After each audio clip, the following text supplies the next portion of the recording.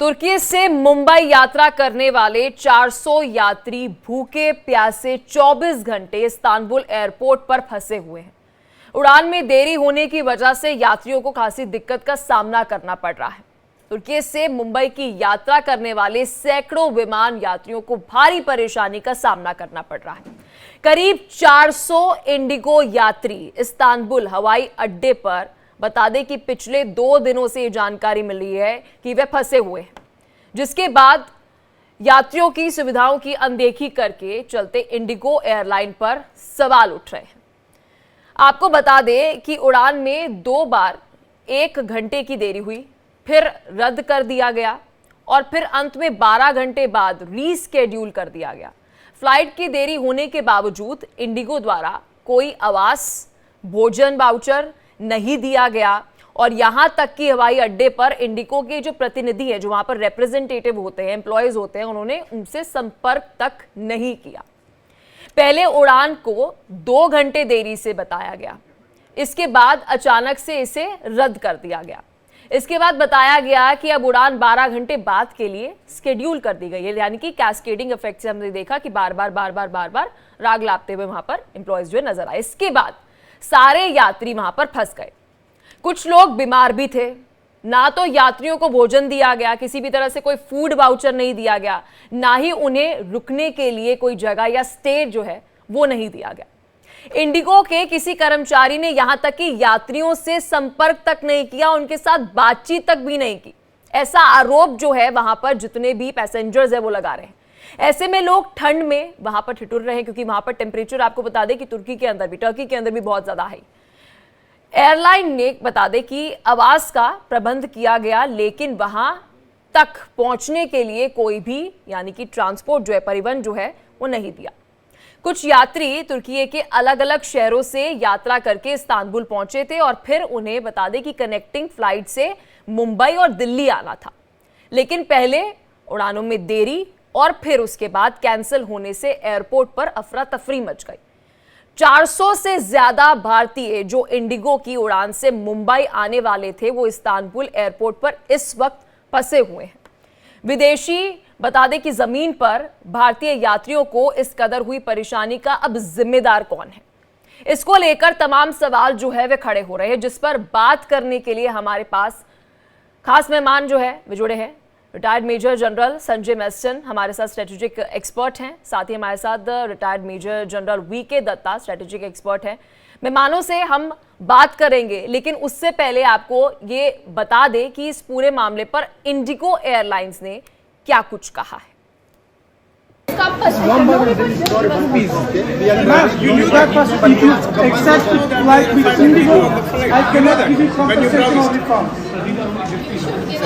This is how you are working away. Give me 2 minutes.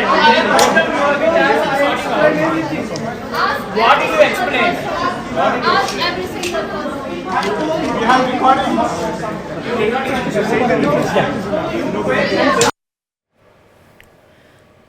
तो चलिए, ये जो तस्वीरें आपको इस वक्त हम दिखा रहे थे, ये तस्वीरें वहां पर जो अफरा तफरी का माहौल हम जिक्र कर रहे थे वो बना हुआ है। इंडिगो की तरफ से आपको बता दें कि अब माफी जो है वो मांगी गई है, लेकिन हमारे साथ मेहमान जुड़ चुके हैं। परिचय आपको करा देते हैं। Retired major general Sanjay Meston हमारे साथ स्ट्रेटेजिक एक्सपर्ट है। Retired major general VK Dutta हमारे साथ स्ट्रेटेजिक एक्सपर्ट है। बहुत शुक्रिया आप दोनों का सर, जय हिंद, हमारे साथ जुड़ने के लिए। सबसे पहले मेजर जनरल वीके दत्ता जी, मैं आपके पास आऊंगी। सर, जिम्मेदार कौन है? क्योंकि मैं इस वक्त कई सारी साइट्स पर वहां पर पैसेंजर्स के पोस्ट देख रही हूं, वे बुधवार से पोस्ट कर रहे हैं कि हम यहां पर फंसे हुए हैं और कोई भी हमसे कांटेक्ट नहीं कर रहा है। देखिए, बहुत अनफॉर्चुनेट सिचुएशन है। इसके लिए डायरेक्टली इंडिगो ही जिम्मेवार है। कोई भी ऑर्गेनाइजेशन स्ट्रक्चर कॉर्पोरेट जो होता है वो बिजनेस कंटिन्यूटी का प्लान करके चलता है। क्राइसिस मैनेजमेंट का एक तरीका होता है कि अगर कोई हमारी एक फ्लाइट टेक्निकल रीजन से खराब हो गई, उसका रिप्लेसमेंट कहाँ से आएगा, उसका अल्टरनेटिव कहाँ से होगा। और ये जो अभी सिचुएशन पैदा हुई है इस्तांबुल में, ये पहले भी 1-2 बार इंडिगो का ये जो डिलेज हैं इसके कारण बहुत परेशानी हुई पैसेंजर्स को। अभी ये बड़ा अजीब जो एक एग्जाम्पल है, भारत के अंदर इंडिगो एक प्रॉफिट गेनिंग और प्रॉफिट जनरेटिंग एक एयरलाइन है जो अच्छा काम कर रही थी और लोगों को काफी भरोसा था इंडिगो के ऊपर कि ये बिल्कुल टाइम से आते हैं और टाइम पे फ्लाइट्स इनकी टेक ऑफ हो जाती है। लेकिन इसी के बरखिलाफ इंटरनेशनल सेक्टर के ऊपर जो इंडिगो का ये परफॉर्मेंस देखने को मिला है, ये बहुत ही एक सैड एग्जांपल जिसको हम बोल सकते हैं। और इसी के कारण वर्ल्ड रेटिंग के अंदर 109 से 130 नंबर पर इनको रेट किया गया है in the performance and the जो इंडिकेटर्स होते हैं कि कितना इन्होंने पैसेंजर्स का लुक आफ्टर किया, कितनी अच्छी सर्विसेज थी, क्या जो मसले पैदा हुए पैसेंजर्स के साथ उसको ये सुलझा पाए कि नहीं। तो इसके चलते इंटरनेशनल सेक्टर में आज के दिन इंडिगो की जो रेपुटेशन है बहुत बुरी तरह से पिटी है और इस एपिसोड के बाद ये और पिटेगी, क्योंकि कोई भी पैसेंजर जो है, हालांकि लोग कहते हैं चलो हमें कोई इकोनॉमिकल एयर टिकट मिल जाए, लेकिन अगर आपने बाहर के मुल्क में इस प्रकार से फंस जाना है और जो पैसा बचाने की चेष्टा कर रहे थे उसी के अंदर आपको कोई बेनिफिट नहीं मिला, आपके आगे के काम सारे डिले हो गए, आपकी कोई कनेक्टिंग फ्लाइट रही होगी, किसी की इमरजेंसी रही होगी, वो लोग 24 घंटे से ज्यादा मतलब फ्राइडे रात तक इनका कोई समाधान नहीं हुआ था। बाद में इंडिगो ने बोला नहीं हम सारा कुछ रिजॉल्व कर चुके हैं और ये अभी नॉर्मल हो जाएगा। तो लेकिन ये डायरेक्टली इंडिगो की जिम्मेवारी है, इंडिगो जवाबदेह है, इंडिगो को सारे पैसेंजर्स को कॉम्पनसेशन देना चाहिए, मुआवजा देना चाहिए और जो हैरेसमेंट इन्होंने करी है संजय मैसिन जी, इस पर सर मैं आपका ओपिनियन चाहूंगी। ये तो फिर वही बात हो गई कि कोई प्राइवेट कंपनी है, एयरलाइन कंपनी है, अगर वो अपनी मनचाहे जो भी चीज कर रही है उस पर अब डीजीसीए की तरफ से कोई एक्शन जो है वह नहीं लिया जाएगा, राम भरोसे अपन? राम भरोसे तो बिल्कुल नहीं होना चाहिए। देखिए, पहली बात हम सबको समझना चाहिए कि भारत का हर नागरिक और भारत का कुछ भी, चाहे वो बिजनेस मॉडल हो बाहर की कंट्री में, वो सब एक देश के एम्बेसडर है। और ये जो कंपनी है इंडिगो, ये भी एक भारत की छवि दिखलाती है और जो हमारे पैसेंजर्स हैं जो ट्वीट में लिख रहे हैं वो भी एक भारत की छवि दिखाते हैं। तो पहली बात, भारत का नाम ये खराब होता है क्योंकि ट्वीट में सब लोग लिख रहे हैं और वहां टर्की के जो अथॉरिटीज है वो भी देख रहे हैं, टर्की की जनता भी देख रही है कि किस प्रकार यहाँ पर एक भारतीय फ्लाइट डिले हो गई है और वहां का डिले के तो छोड़िए, उनको कुछ बताया नहीं जा रहा है और कोई अकाउंटेबिलिटी किसी की नहीं है। तो मेरे को लगता है कि पहली बात, ये एक भारत के लिए गंभीर विषय है और आपका चैनल कल को भी ये शाम को 7 बजे आपने दिखाया था, अभी भी दिखा रहे हैं। मेरे ख्याल भारत में जब तक मीडिया से प्रेशर नहीं पड़ता है तो कुछ नहीं होता, ये एक हकीकत है। और आप लोग जो ये कर रहे हैं ये सराहनीय काम है और मेरे को अभी लगता है कि डीजीसीए को अभी तक सख्त कार्रवाई करनी चाहिए थी। पहली बात, अकाउंटेबिलिटी होनी चाहिए ये इंडिगो की कि कैसे उनकी अकाउंटेबिलिटी टुवर्ड्स पैसेंजर्स नहीं है और खासकर एक फॉरेन लैंड में, इस्तांबुल एयरपोर्ट में, ये तो बहुत ही शर्मनाक बात है। अकाउंटेबिलिटी का मतलब, देखिए इंडिगो की भी एक जो मैनेजमेंट है उसमें एक्सट्रीम ओनरशिप होनी चाहिए। एक्सट्रीम ओनरशिप में ये बता रहा हूं कि टॉप मैनेजमेंट को एक्सेप्ट करना चाहिए कि इनसे बहुत बड़ी गलती हुई है और साथ में इनको तुरंत इन्वेस्टिगेशन करना चाहिए, डीजीसीए को अलग इन्वेस्टिगेशन करना चाहिए और एक नतीजे में पाना चाहिए कि जो भी स्टाफ है वहां पर अकाउंटेबल, जिन्होंने वहां पैसेंजर्स को बताया नहीं है, पैसेंजर्स के साथ बदतमीजी की है, पैसेंजर्स को मेंटल हैरेसमेंट किया है। आज की तारीख में passengers all over the world, आम जनता वो किंग है, वो वहां पर सारी फैसिलिटीज उनके लिए हैं। कल पूरी भारत की जनता इंडिगो फ्लाइट में ट्रैवल करना बंद कर दें, इंडिगो ठप हो जाएगी। सिस्टम चलता है लोगों की वजह से, लोगों को ही ये लात मार रहे हैं इंडिगो वाले, ये बहुत गलत है, इसकी अकाउंटेबिलिटी होनी चाहिए। लेकिन सर देखिए, मेरे जहन में जो सवाल है वो ये है कि इंडिगो तो यहाँ पर गलत है, क्योंकि जिस तरह से मैं यहाँ पे पैसेंजर्स के सोशल मीडिया पर जो वहां पर फंसे हुए हैं, वो मैं कोट नहीं करना चाहूंगी नाम, वो वहां फंसे और कह रहे हैं कि यहाँ पर बहुत ज्यादा ठंड है, हमें यहाँ पर खाने के लिए नहीं पूछा जा रहा है, क्या वहां पर जो इंडिगो के एम्प्लॉयज है वो तक भी हमसे बात नहीं कर रहे। लेकिन क्या यहाँ पर डीजीसीए की तरफ से कोई कॉन्टैक्ट किया गया? कोई कांटेक्ट नहीं किया गया। ये तो बहुत, मुझे लगता है जिम्मेदारी डीजीसीए की भी है ना, एयरपोर्ट प्रशासन की तरफ से। जी बिल्कुल, आप सही बोल रही है, डीजीसीए की तो जिम्मेदारी बनती है, क्योंकि देखिए इसलिए मेरा स्टार्टिंग स्टेटमेंट था कि भारत का नागरिक या भारत की कोई भी फैसिलिटीज बाहर एक भारत की छवि को दर्शाती है। और ये जो भी हादसा हुआ है ये भारत की एक छवि को देखिए, एक तरफ हम बोलते हैं हम विश्व गुरु हैं, अगर विश्व गुरु है तो ऐसी चीज तो होनी नहीं चाहिए। वो अगर हो भी गई तो उसका समाधान तुरंत होना चाहिए। वहां पर जो पैसेंजर्स हैं, बच्चे हैं, महिलाएं हैं, उनको ठंड में रखा हुआ है, उनको खाने के वाउचर्स तक नहीं दिए, ये तो शर्मनाक बात है। तो इसके लिए डीजीसीए ने अभी तक कोई मेरे को नहीं पता कि इन्होंने कोई ट्वीट किया है या कोई एक्शन लिया है, क्योंकि ये तो तुरंत एक एक्शन होना चाहिए था। अभी तक पैसेंजर इस देश की धरती पे वापस आ जाने चाहिए थे।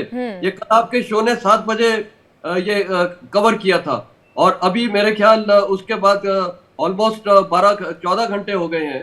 तो साफ जाहिर है कि डीजीसीए भी अपने शायद काम में चूक गई है और मेरे को कोई टेंशन नहीं है बोलने में, क्योंकि ये भारत की छवि खराब हो रही है। अगर हम विश्व गुरु हैं तो हमारे जो भारतीय वहां फंसे हुए हैं उनके लिए कंसर्न होना चाहिए। अगर इंडिगो फेल हो चुकी है तो डीजीसीए को तुरंत एक्शन लेना चाहिए था। और मेरे को अभी तक नहीं पता कि डीजीसीए से कोई अभी तक स्टेटमेंट आया है, क्या एक्शन आया, कोई एक्शन प्लान है, मेरे को तो नहीं पता। नहीं सर, नहीं आया है तो अगर नहीं आया तो बहुत खराब बात है। वीके दत्ता जी, देखिए यहाँ पर बुधवार रात वेडनेसडे नाइट से मैं देख रही हूँ कि यहाँ पर लोगों के पोस्ट जो है वो सोशल मीडिया पर पोस्ट लगातार होते हुए नजर आ रहे हैं। आज शनिवार सुबह आप सोचिए कि अभी तक उन्हें फ्लाइट तक भी नहीं मिल पाई है। भारत तो वो वापस क्या आए, उन्हें फ्लाइट तक भी जो है इंडिगो की तरफ से नहीं मिली है और कोई इंटरवेंशन जो है वो भारत की तरफ से नहीं किया गया है, क्योंकि विदेशी धरती पर इस तरह का हो रहा है। भारत में तो हम अक्सर देखते हैं, कई बार हड़कंप मच जाता है जब आपकी फ्लाइट्स कैंसिल होती है, लेकिन ये इस्तांबुल पर इस तरह की घटना और वहीं कोई एक्शन जो है अभी तक नहीं लिया गया है इमीडिएट। देखिए, बिल्कुल सही बात है। जो ये सिचुएशन पैसेंजर्स के लिए पैदा हुई है, आप अपने आप को उस पोजीशन में रख के देखिए। हम हिंदुस्तान के अंदर ही कई बार, मैंने भी इंडिगो फ्लाइट्स मैं जनरली लेता हूँ, कई बार हमारे साथ भी ऐसा वाकया हुआ है कि आपने बोर्डिंग हो गया, आप जहाज के अंदर बैठे हुए हैं और उसके बाद में 1 घंटा हो गया, 2 घंटे हो गए, 3 घंटे हो गए और एयरक्राफ्ट टेक ऑफ नहीं कर रहा। और जब लोग, पायलट भी बैठा हुआ है जहाज के अंदर, और जब पैसेंजर पूछ रहे हैं कि साहब आप क्यों नहीं टेक ऑफ कर रहे, वो कह रहा सर ऑपरेशन रीजन ये मेरे हाथ से बाहर है, जब तक मेरे को क्लियरेंस नहीं मिलेगी मैं टेक ऑफ नहीं कर सकता हूँ। अभी वहां पे ये हालत हो जाती है कि लोग गाली गलौज मार पिटाई पे आ जाते हैं। एक सिचुएशन, मैं देहरादून गया था, देहरादून एयरपोर्ट के ऊपर बोर्डिंग हो गया, फ्लाइट 6:20 का फ्लाइट था, 8 बज गए वहीं हवाई जहाज के अंदर, जो नेक्स्ट फ्लाइट होती है उसका समय भी निकल गया। तो उसके बाद जो जितने पैसेंजर थे वो फिर एजिटेट हो गए। फिर मैंने जाके खुद बात करी पायलट के साथ, मैंने कहा मसला क्या है? कह रहा सर मैं खुद बैठा हूँ, मेरे को जब तक क्लियरेंस नहीं मिलेगी मैं टेक ऑफ नहीं कर सकता, मेरे जहाज में कोई खराबी नहीं है, मेरे को ऑपरेशन वाले क्लियरेंस नहीं दे रहे। तो अब मसला ये है कि जो तालमेल होना चाहिए ऑपरेशंस का और जो क्रू है और जो ग्राउंड स्टाफ होता है उनका, जो इनके मार्केटिंग के लोग हैं, इनके अंदर तालमेल अगर गड़बड़ हो जाएगा और यहाँ किसी कारण से वो पैसा बचाने के लिए 2 हवाई जहाज के पैसेंजर एक हवाई जहाज में ले जाने की चेष्टा करेंगे तो पैसेंजर्स को बहुत मुश्किलात आएगी। अभी ये जो सिचुएशन तुर्की में हुई है ये बहुत एक शर्मनाक है, बल्कि मिनिस्टर ऑफ एविएशन को इसके ऊपर एक्शन लेना चाहिए और अगर हो सके तो हमारी जो दूसरे कैरियर्स हैं उनको बोला जाए कि हमारे मिस्टर जी, मैं फाइनल कमेंट सर आपसे चाहूंगी कि 10 घंटे यहाँ पर दिखा रहा है कि आपको 10 घंटे 15 मिनट लगते हैं अगर आपको दिल्ली से इस्तांबुल पहुंचना है। तो अगर मैं ये भी लगा के चलूं कि आपको एक ऑल्टरनेटिव फ्लाइट वहां पर भेजनी है तो 10 घंटे का समय जो है वो आपको लगेगा। ये तो 2.5 दिन से ज्यादा बीत गए। बिल्कुल 2.5 दिन से ज्यादा बीत गए हैं। और ये जो आप 10 घंटे बोल रहे हैं ये होता है फ्लाइट टाइम और भी कम होगा, क्योंकि इसमें हम वहां का समय अगर माइनस करेंगे तो मेरे ख्याल ये फ्लाइट मुश्किल से 7-7.5 घंटे की या 6 घंटे की होगी। कहने का मतलब है, देखिए ये एक नेचुरल फेलियर है और मेरे ख्याल अभी सोल्यूशन क्या है? सोल्यूशन ये है कि पहली बात, आपके चैनल को ये जो कवर कर रहे हैं मेरे ख्याल आपको ट्वीट करना चाहिए पीएमओ ऑफिस के पास और मिनिस्टर ऑफ सिविल एविएशन के पास, जब तक प्रेशर नहीं जाएगा। और वहाँ जो जनता है नागरिक है, जो हमारे पैसेंजर्स हैं, उनको भी ट्वीट करना चाहिए, क्योंकि हो सकता है प्राइम मिनिस्टर साहब को पता ही नहीं है, अभी पार्लियामेंट चल रही है, कई बार क्या होता है कि चीजें छिपाई जाती है टॉप लीडरशिप से। तो ये जब तक प्राइम मिनिस्टर के हाथ में नहीं जाएगी, क्योंकि यही प्रधानमंत्री ने और यही गवर्नमेंट ने इतने अच्छे इवैक्यूएशन प्लान किए भारतीय के लिए, यूक्रेन से किए और कहाँ से हमने किए, परिस्थिति में, तो ये कहीं कुछ डिस्कनेक्ट लगता है। बहुत बहुत शुक्रिया सर, समय हमें इतनी इजाजत दे पा